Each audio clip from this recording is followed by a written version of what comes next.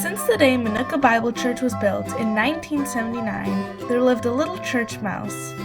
Though never has it been seen, it dwells within the dark crevices of the walls of the church.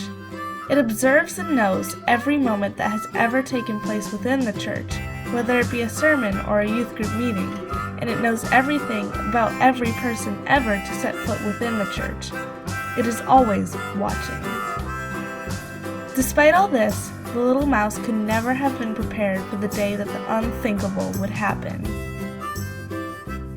It was a seemingly normal night at the church. The high schoolers had just left from 360 on a Sunday night, and Jason had locked up the church, making sure to turn off all the lights.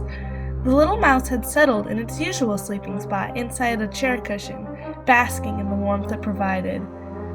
The mouse fell asleep, only later to be woken up at 3 o'clock in the morning to the sound of a rabid Jason Domingo sprinting through the parking lot.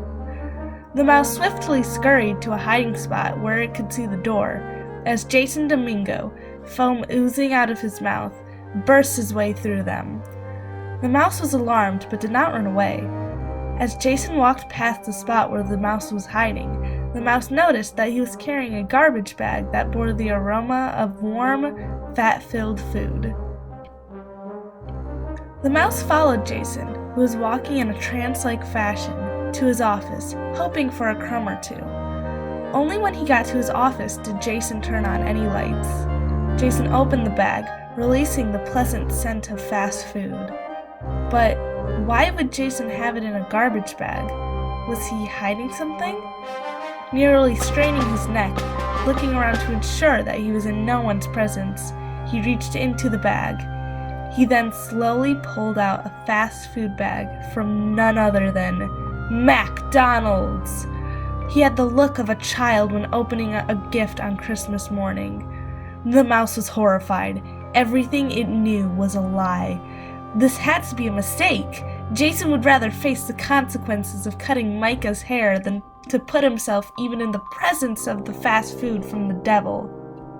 But nay, from the bag, Jason pulled out a Big Mac, a 20-piece chicken McNugget, a large fry, a Happy Meal, and a Coke. The mouse couldn't believe what it was seeing. It had to be a dream, more like a nightmare. The mouse thought it knew everything about everyone, but was being proven wrong at the sight of Jason eating every last morsel of food with pure joy and satisfaction with each and every bite, and then continuing to play with the toy that had come from the Happy Meal like a child. When Jason finished, he made sure to leave no evidence of the event, burning the leftover garbage, including the toy, in a secret furnace in his office. He then sprayed his office with Axe body spray to eliminate any remnants of the scent of food that lured in the air. The mouse didn't follow him when he left.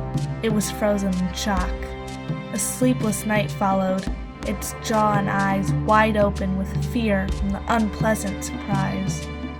The mouse reflected upon the phenomenon, unsure of its legitimacy.